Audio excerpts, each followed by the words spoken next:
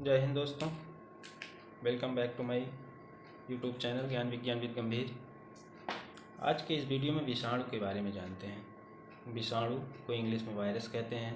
विषाणु की आकृति, विषाणु के माप, विषाणु की खोज किसने की, सारी जानकारी आज इस वीडियो में देते हैं। जानकारी के लिए वीडियो को पूरा देखें। अगर आप अभी तक मेरे चैनल को सब्सक्राइब नहीं किया तो सब्सक्राइब करें। तो चलिए स्टार्ट करते हैं। विषाणु को इंग्लिश में वायरस कहते हैं। विषाणु बराबर होता है पॉइजन। विषाणु का मतलब होता है पॉइजन। पॉइजन को हिंदी में कहते हैं विष। विषाणु को विष के अणु भी कहा जाता है। क्या कहते हैं? विषाणु को विष के अणु भी कहा जाता है। इसकी डिफिनीशन देखते हैं। वायरस प्रोटीन एवं न्यूक्लिक अम्ल के बने अविकल्पीय परजीवी हैं। विषाणु जीवित कोशिका के अंदर गुणन कर सकते हैं। विषाणु का अध्ययन विषाणु विज्ञान वायरोलॉजी में करते हैं। विषाणु का अध्ययन वायरोलॉजी में करते हैं। वायरस की खोज रूसी वैज्ञानिक इवानोवस्की ने सन 1892 में तंबाकू की पत्तियों में चितेरी रोग के अध्ययन के समय की थी। 1892 में किसने खोजा था? रूसी वैज्ञानिक इवानोवस्की ने खोजा था। उसके आगे देखते हैं। 20वीं शताब्दी में वायरस जनित रोगों का पता लगाया गया। 20वीं शताब्दी में वायरस जनित रोगों का पता लगाया गया। पशुओं में खुरपका, मुखपका रोग, मनुष्यों में पीत ज्वर जिसे येलो फीवर कहते हैं, पीत ज्वर, वायरस की खोज, पोलियो वायरस की खोज, चेचक, मुर्गी में कैंसर रोग का पता लगाया गया। कब लगाया गया? 20वीं शताब्दी में। पशुओं में खुरपका मुखपका रोग, मनुष्यों में पीत ज्वर और पोलियो वायरस, चेचक, मुर्गी में कैंसर का पता लगाया गया। अब आगे देखते हैं विषाणुओं की माप। विषाणुओं की माप, विषाणु कैसे होते हैं, कौन से साइज के होते हैं? तो विभिन्न प्रकार के वायरसों की माप में काफ़ी भिन्नता है। विभिन्न प्रकार के वायरसों की माप में काफ़ी भिन्नता है, अर्थात काफ़ी अलग अलग के साइज के पाए जाते हैं। विषाणु जो होते हैं काफ़ी अलग अलग साइज के पाए जाते हैं। सबसे छोटा वायरस लगभग 10 मिलीमाइक्रान व्यास का होता है। सबसे छोटा वायरस का कितने मिलीमाइक्रान का? 10 मिलीमाइक्रान व्यास का होता है। यह वायरस मनुष्य में अतिसार रोग अर्थात डायरिया रोग उत्पन्न करता है। मनुष्यों में डायरिया रोग उत्पन्न करता है। इसका नाम पार्वो वायरस है। जो सबसे छोटा वायरस होता है वो 10 मिलीमाइक्रान का होता है और मनुष्यों में डायरिया रोग उत्पन्न करता है। इसका नाम है, इस वायरस का नाम है पार्वो वायरस। अब उसके आगे देखते हैं। सबसे बड़ा वायरस या विषाणु चेचक होता है। सबसे बड़ा वायरस विषाणु चेचक का होता है, जिसकी माप लगभग 300 से 400 मिलीमाइक्रान होती है। सबसे बड़ा कौन सा होता है? चेचक होता है, जो लगभग 300 से 400 मिलीमाइक्रान का होता है। विषाणुओं की आकृति के बारे में जानते हैं। विषाणुओं की आकृति, पादप को संक्रमित करने वाले अधिकांश वायरस छड़नुमा होते हैं। पौधों को संक्रमित करने वाले जो वायरस होते हैं वो किस तरह के होते हैं? छड़नुमा होते हैं। जैसे टीएमवी टोबैको मोज़ेक वायरस। जंतु वायरस लगभग गोल या कुछ छड़नुमा होते हैं। जो पौधों में पाए जाते हैं वो छड़नुमा होते हैं। जंतु में जो होते हैं लगभग गोल या कुछ छड़नुमा होते हैं। इस प्रकार कहा जाए तो विषाणुओं की आकृति गोल, बहुलीय, डंडाकार, तंतुवत आदि तरह की होती है। अब विषाणुओं के कुछ प्रमुख लक्षण।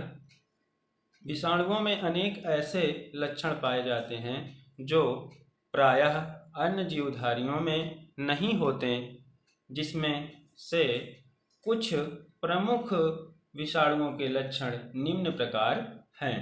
आइए देखते हैं एक एक करके। नंबर 1, विषाणुओं में कोशिकीय संगठन नहीं पाया जाता। विषाणुओं में कोशिकीय संगठन नहीं पाया जाता, कोशिकाओं के समूह नहीं पाए जाते। विषाणु को केवल इलेक्ट्रॉन सूक्ष्मदर्शी से ही देखा जा सकता है।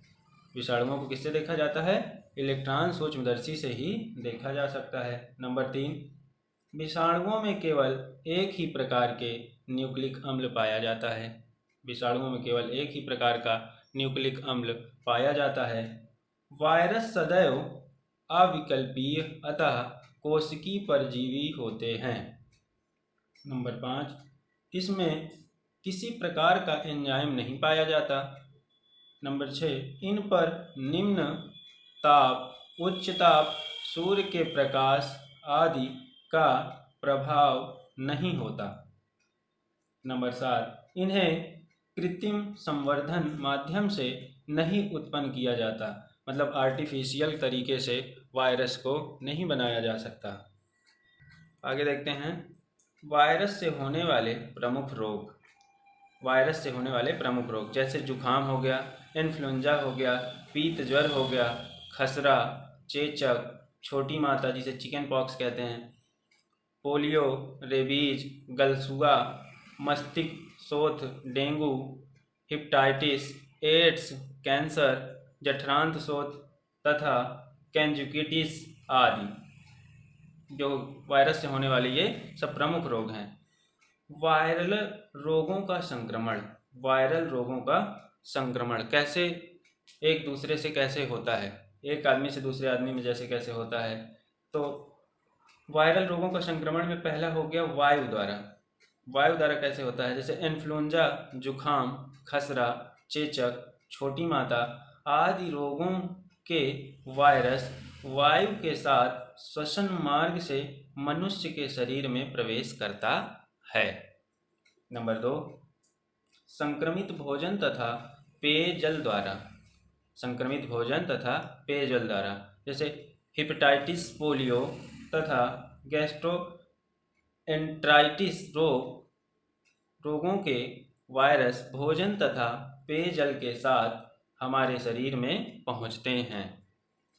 अब उसके बाद नंबर 3, मूत्र जनन मार्ग द्वारा जैसे एड्स हो गया या HIV वायरस लैंगिक क्रिया के समय मूत्र जनन मार्ग द्वारा शरीर में पहुंच जाते हैं। इसमें कैसे होता है? जैसे लैंगिक जनन फर्टिलाइजेशन होता है, मेल और फीमेल एक के होता है तो दूसरे के हो जाता है। एड्स और HIV वायरस लैंगिक क्रिया के समय मूत्र जनन मार्ग द्वारा शरीर में पहुंच जाते हैं। नंबर 4, संक्रमित इंजेक्शन की सुई द्वारा। संक्रमित इंजेक्शन की सुई द्वारा जैसे हेपेटाइटिस बी और HIV वायरस संक्रमित इंजेक्शन सुई द्वारा संक्रमित रुधिर के साथ शरीर में प्रवेश करते हैं। जैसे इंजेक्शन किसी को HIV वायरस है, उसी इंजेक्शन से किसी दूसरे व्यक्ति को लगा दिया जाता है तो वो रुधिर के ब्लड के साथ शरीर में प्रवेश करते हैं। नंबर 5, संक्रमित जानवरों के काटने से। संक्रमित जानवरों के काटने से, संक्रमित कुत्ते के काटने से रेबीज वायरस तथा मच्छर के काटने से डेंगू व पीत ज्वर के वायरस हमारे शरीर को संक्रमित कर देते हैं। अब कोई कुत्ता किसी प्रकार से संक्रमित है, उसके काटने से कौन सा वायरस हो जाता है? रेबीज हो जाता है तथा मच्छरों के काटने से डेंगू व पीत ज्वर हो जाता है। अब उसके बाद नंबर 6 में देखेंगे संक्रमित व्यक्ति के संपर्क में आने से। संक्रमित व्यक्ति के संपर्क में आने से भी वायरस हमारे शरीर में पहुंचकर शरीर को बीमार करते हैं। अब अगला नंबर है वायरस द्वारा होने वाले रोगों का उपचार, ट्रीटमेंट ऑफ वायरल डिसीज। अब पहला हो गया इसमें टीका लगाना। टीका लगना जैसे चेचक, पोलियो, खसरा आदि का टीका लगता है। उसी प्रकार अभी एक नया वायरस कोरोना वायरस जो है उसका भी टीका लग रहा है, तो टीका के द्वारा ये ट्रीटमेंट होता है, इसका उपचार होता है। जैसे चेचक हो गया, पोलियो हो गया, खसरा हो गया, कोरोना आदि के टीके लगाए जाते हैं। नंबर 2, रसायन चिकित्सा, केमोथेरेपी। जैसे चेचक के लिए थायोसाइनामाइड सेमी कार्बोजन और इन्फ्लुएंजा के लिए राइबेरिन तथा हेपेटाइटिस बी के लिए फास्फोकाइनेट आदि एंटीवायरल औषधियाँ हैं। नंबर 3, शरीर का प्रतिरक्षा तंत्र, इम्यूनो सिस्टम ऑफ बॉडी। प्रतिरक्षा तंत्र किसी जीव के भीतर होने वाली उन जैविक क्रियाओं का एक संग्रह है जो रोगजनकों को पहले पहचान और फिर उन्हें मारकर उस जीव की रोगों से रक्षा करती है। तो थैंक यू दोस्तों।